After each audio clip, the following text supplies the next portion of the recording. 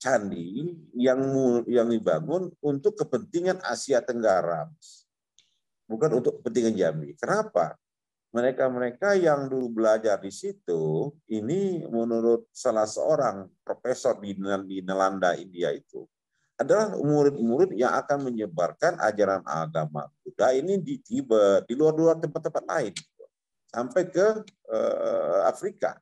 Ini sejarahnya begitu.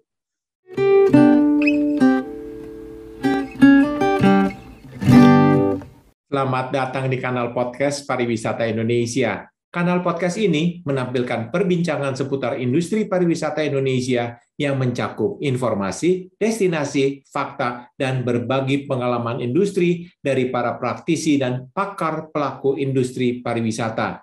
Dan saya, Yongki Adiasa, sebagai produser. Pada episode ini, kami menampilkan informasi seputar destinasi di Provinsi Jambi. Perbincangan akan dipandu host Yosef Sugeng Irianto yang akrab saya sapa dengan Kang Yosef. Selamat pagi para pendengar dan pemirsa. Provinsi Jambi termasuk wilayah yang strategis sebagai salah satu provinsi di Sumatera yang terkenal dengan iklim tropis dan kaya akan sumber daya alam serta keanekaragaman hayati, termasuk wilayah yang ditetapkan sebagai warisan dunia karena berada pada 4 taman nasional. 2 diantaranya beririsan dengan provinsi lain dan 2 lagi murni bagian dari Provinsi Jambi. Saya, Yosef Sugeng Irianto, sebagai host. Pada kesempatan ini, kami akan menampilkan daya tarik wisata di Provinsi Jambi. Kami akan berbincang mengenai what to see dengan Bapak Dr. Andes M. Arif Budiman MH selaku Kadisbudpar Provinsi Jambi.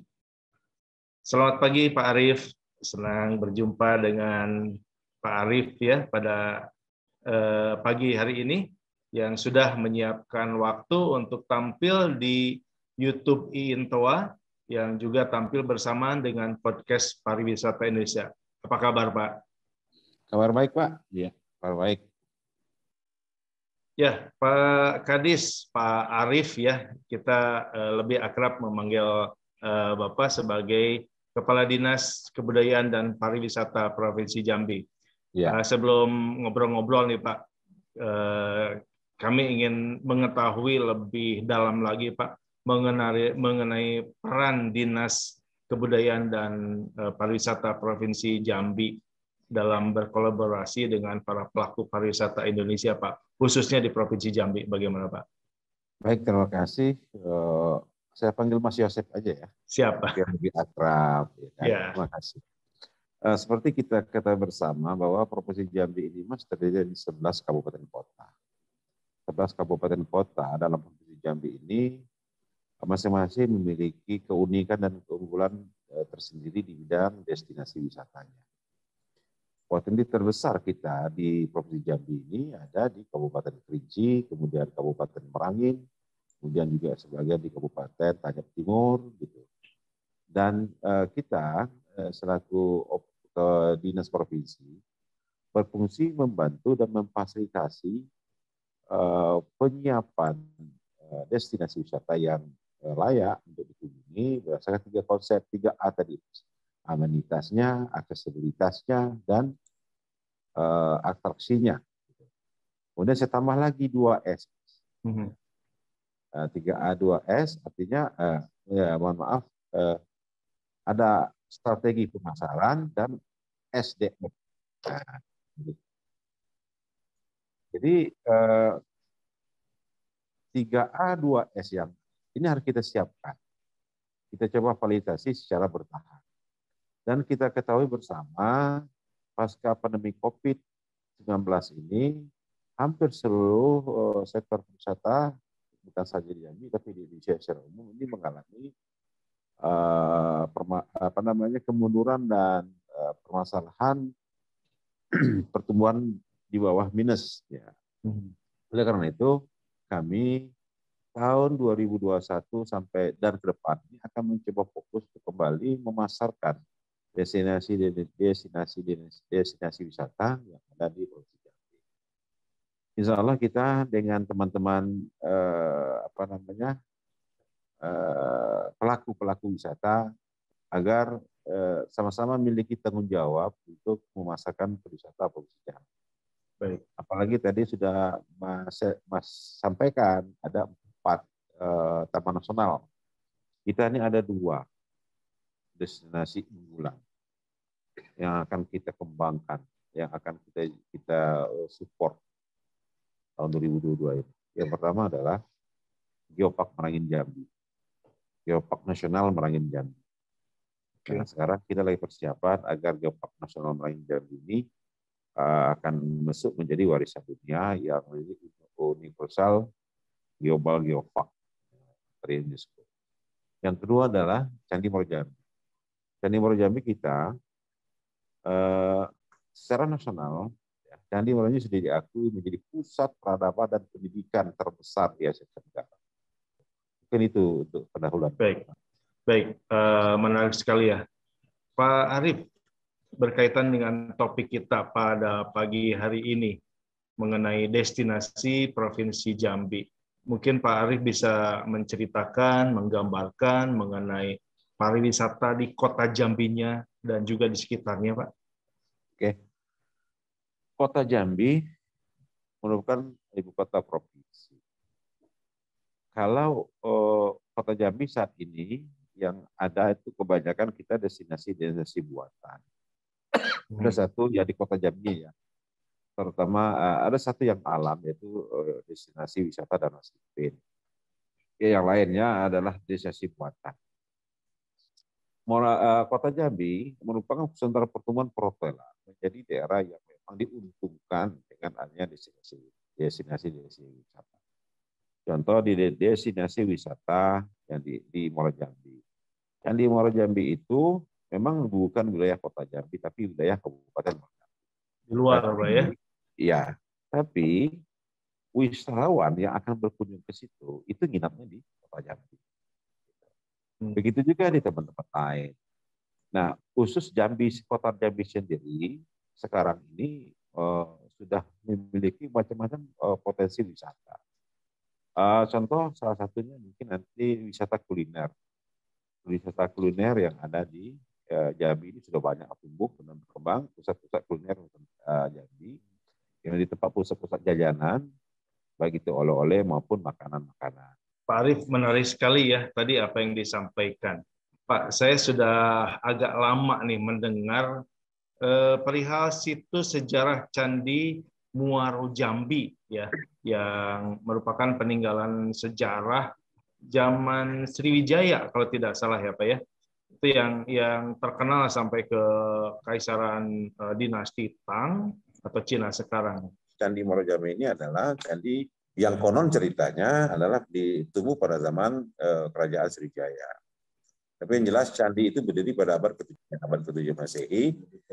Candi yang dibangun untuk kepentingan Asia Tenggara, bukan untuk kepentingan Jambi. Kenapa? Mereka yang dulu belajar di situ, ini menurut salah seorang profesor di Nalanda, India itu, adalah murid-murid yang akan menyebarkan ajaran agama Buddha ini di Tibet, di luar-luar tempat-tempat lain, sampai ke Afrika. Ini sejarahnya begitu. Nah, kemudian tidak saja dinasti Tang, dinasti Ming, dinasti Qing, ini dibuktikan dengan banyaknya keramik-keramik yang ditemui di sepanjang Sungai Batanghari. Itu ada keramik-keramik peninggalan beberapa dinasti di Cina, Kekaisaran Cina. Nah, inilah yang menjadi sekarang yang akan kita coba untuk membangun sejarah yang benar. Candi Muaro Jambi itu pada prinsipnya itu apa? Apakah itu dibangun untuk kepentingan kerajaan atau dibangun untuk kepentingan pengembangan agama Buddha dunia? Namun yang jelas, Candi Muaro Jambi ini diperuntukkan bukan sebagai pusat pemerintahan, tapi pusat pendidikan agama Buddha dunia. Kalau Candi Muaro Jambi itu lebih kecil daripada Borobudur, Pak ya, dari segi bangunannya. Baik, kalau dari sisi Candi Borobudur, Kalau Candi Borobudur itu kita tahu itu tempat ibadah. Nah, beda. Kalau Candi Morjambi ini pusat pendidikan. Kalau kawasannya ini terluas, Pak. Terluas di dunia. Baik. Jadi di situs Candi Morjambi ini itu luas kawasannya adalah 3.891 hektar. Luas sekali ya. Kawasan ya. Baik. Dan sekarang itu terletak di ada beberapa wilayah tempat candi-candi itu berada. Di sana kita kenal dengan Candi Gumbung yang duluan dikelola ditemui. Dia ada lagi Candi Gumbung itu tempat peribadatan. Kemudian ada lagi Candi Kedaton yang sekarang ditemuin. Itu tempat santri-santri, pengondokan santri-santri. Kalau istilahnya dulu murid-murid lah. Murid-murid yang asrama putra-putri gitu kan. Iya, baik Pak. Mungkin Bapak bisa ceritakan Pak mengenai The Lost City Pak, Koto Magligai ya, dan desa wisata Dusun Penyengat mungkin. Kalau Candi Koto Magligai itu kan candi Mas, yang dianggap kota yang hilang. Pada prinsipnya Candi Koto Magligai itu merupakan tempat para guru suhu-suhu atau biksu-biksu yang mengajar yang tinggal di daerah Candi Morjambi itu. Dan itu Candi Koto Magligai itu masih ada sampai sekarang dan sekarang masuk tahapan pemugaran dan penggalian potensi untuk tahap sekarang. Nah, maka itu dianggap sebagai The Lost City. The Lost City itu sebenarnya kota yang hilang, padahal enggak kota yang hilang. Dulu tempat para guru-gurunya berkumpul, ya nama Koto Magligai. Artinya Magligai itu kan di atas, Mas. Kota di atas, artinya tempat para orang-orang pintarnya atau bisu-bisu yang ngajarnya di situ. Ya. Nah, itu kalau sepengetahuan kami. Mungkin ada sumber lain yang memang berbeda. Nah, macam tadi yang disampaikan oleh Pak tadi, ternyata Candi Morjambi tempat orang belajar bahasa Sanskerta, tempat belajar bahasa ini. Tapi dalam faktanya, situ banyak kita temui teknik pengobatan. Ya.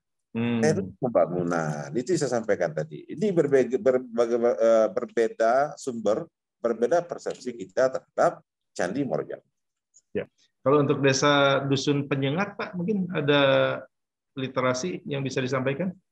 Desa Lubuk Penyengat ini juga masih menjadi bagian daripada Candi Morjambi. Nah, Lubuk Penyengat ini kalau kita lihat sekarang ini tidak ada destinasi yang tersisa, Mas ya. Karena kita memang agak lambat dalam menemukan itu. Dulunya yang informasi yang kita dapat, Lubuk Penyengat ini semacam tempat sama murid-murid yang belajar itu di situ Lubuk Penyengat itu dia belajar mengenai perikanan. Maka dikatakan Lubuk Penyengat. Itu informasi yang kami dapat. Baik. Nah, kemudian di situ juga sekarang ini Lubuk Penyengat itu menjadi desa wisata juga sekarang, dan kita coba untuk menggali lagi, Mas, Tapi yang jelas Lubuk Penyengat itu menjadi masuk salah satu kawasan Candi Morjambi. Gitu. Ada satu lokasi Pak yang indah, diceritakan indah banget ya, untuk sangat menarik untuk wisatawan yang mencintai nature yang kembali ke alam Pak. Kalau tidak salah referensi saya adalah Kabupaten Merangin, Pak. Nah, mungkin bisa Pak Arief sampaikan mengenai daya tarik wisata di Sungai Batang Merangin, gitu Pak? Ketika kita bicara alam atau nature, kita banyak sekali, hampir semua dari 90% wisata di Jambi, destinasi wisata di Jambi ini adalah wisata alam. Wisata alam biasanya kita lebih identik dengan wisata minat khusus itu. Jadi orang yang mau berjalan ke sana itu memang berminat mengenai gunung, mengenai air terjun, mengenai goa dan sebagainya. Nah, sekarang kita cerita di sepanjang Sungai Batang Merangin. Di Kabupaten Merangin itu banyak batu-batu peninggalan zaman purba atau baik itu flora maupun fauna yang berumur lebih dari 300 juta tahun yang sebelum Masehi. Di sini dibuktikan dengan adanya batu-batu selendrik, ada gua bento yang di dalam itu ada tulisan-tulisan di abad di abad 16 sebelum Masehi malah. Dan ada gua lain di Kabupaten Merangin itu. Kemudian ada juga batu-batu selendrik. Kata selendrik ini adalah ciri khas zaman megalitikum, zaman purba. Nah, itu ada. Dan ini hampir kita temui di sepanjang Sungai Batang Merangin. Nah, saat ini kawasan Sungai Batang Merangin itu mulai dari Desa Batu sampai ke Luang, Teluk Uang, itu kita jadikan destinasi geofak Merangin. Merangin yang memang indah dikunjungi, Pak. Maka itu ada namanya untuk membuktikan keindahan itu, maka kita di sana juga kita siapkan semacam rafting atau arung jeram, yang di mana setiap titik persinggahan itu kita bisa melihat bukti-bukti sejarah, bukti-bukti masa-masa megalitikum yang memang ada di Jambi, dan terutama di Kabupaten Merangin. Bila kita ketahui bahwa Kabupaten Merangin dan Kerinci ini pada dulunya merupakan satu kesatuan. Makanya geopark Kerinci juga ada, yaitu Geopark Nasional Kerinci yang baru kita usulkan ke Jakarta melalui Badan Geologi Nasional. Sebenarnya Geopark Merangin ini karena lebih dulu dikaji, lebih unik dan didukung dengan geoset-geoset yang ada di seputaran wilayah Geopark Merangin. Nah, saat ini Geopark Merangin ramai dikunjungi para wisatawan, terutama yang mereka-mereka yang memiliki minat terhadap arkeologi dan antropologi. Pemerintah Kabupaten Merangin, Provinsi Jambi, apalagi sekarang sudah menjadi geopark nasional, itu juga mempersiapkan bentuk-bentuk baru, tempat-tempat khusus yang menunjang agar para wisatawan itu nyaman di sana. Kalau sekarang kita lagi menggalakkan, situ kan kelemahan, salah satu kelemahan yang kita dapat di situ adalah sinyal, Mas. Sinyal agak sulit. Sinyal Telkomsel, nggak ada malah. Nah, di tempat tertentu ada sinyal. Dan sekarang kita juga bekerjasama dengan Kementerian Kominfo, bagaimana solusinya agar Geopark Merangin ini semakin ramai dikunjungi. Kita tahu ketika sinyal ada, istilahnya Telkomselnya agak bagus, pasti akan kunjungan ke sana akan lebih banyak lagi. Ya, Pak Arief, Bapak sebagai pemangku kebijakan ya, khususnya untuk bidang pariwisata di Provinsi Jambi ini, Pak, untuk mempermudah bagi para petualang, Pak, kebijakan apa, Pak, yang sudah atau akan Bapak ambil bagi para wisatawan yang ingin mengunjungi Flower Garden, Telaga Biru, dan air terjun Rantau Suli, Pak? Untuk mengembangkan pariwisata yang ideal, ini tidak cukup dengan kebijakan dinas pariwisata. Jadi idealnya adalah kita mencoba bersama-sama kabupaten kota itu membangun destinasi-destinasi yang secara bertahap. Dan saya tadi Mas sampaikan Telaga Biru, kemudian air terjun Rantau Suli. Ini berada di kawasan Merangin, Jangkat ini, Mas. Jangkat. Lebih jauh lagi dari Geopark Merangin tadi. Apa ini merupakan salah satu geoset penunjang Geopark Merangin. Rantau Suli itu cukup jauh. Di situ ada juga danau di Pati 7, Mas. Sebelum Rantau Suli itu. Di atas lagi dia, lebih asik dia. Dia ada Telaga Biru. Nah, kalau Flower Garden ini ada di Muara Madras, Jangkat Timur juga. Nah, ini merupakan dulu Flower Garden ini ada, sekarang sudah mulai terbiarkan. Kemudian di daerah-daerah Jangkat yang Mas Sesek sebutkan ini merupakan peradaban paling tua, Mas. Salah satu peradaban tua di Jambi ini. Banyak sekali air terjun Talang Tembaga ada, air terjun Telaga Biru ada sekitar 7 air terjun di situ.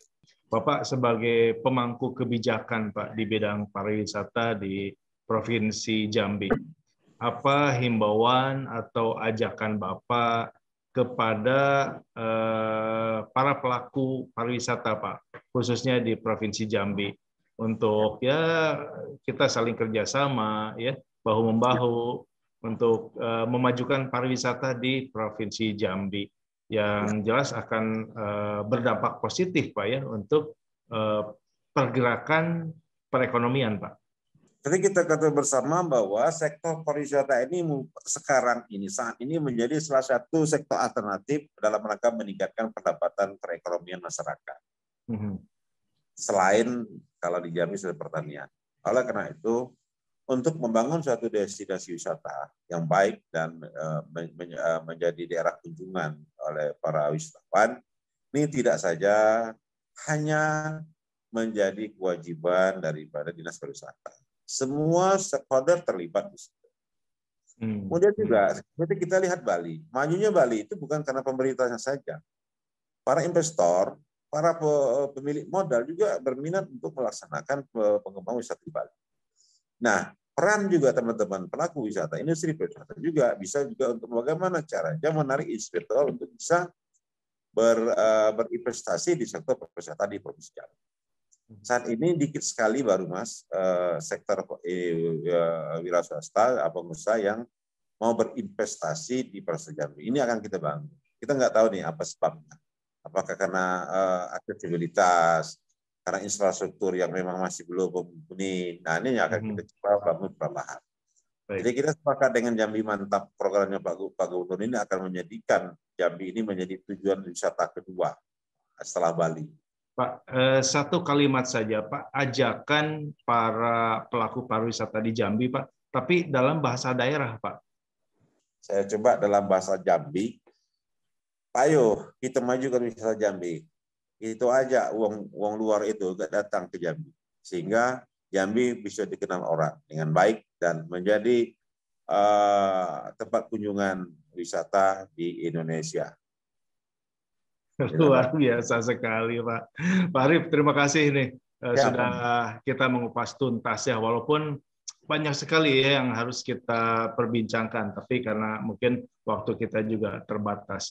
Jambi menurut saya sangat menarik. Tadi poin yang saya catat adalah sebagai pusat untuk belajar ya agama Buddha mungkin atau bahasa Sanskerta ya. Baik, para pendengar dan pemirsa podcast Pariwisata Indonesia, terima kasih. Kita akan jumpa lagi di lain kesempatan. Saya Yosef Sugeng Irianto, pamit. Salam Pariwisata Indonesia.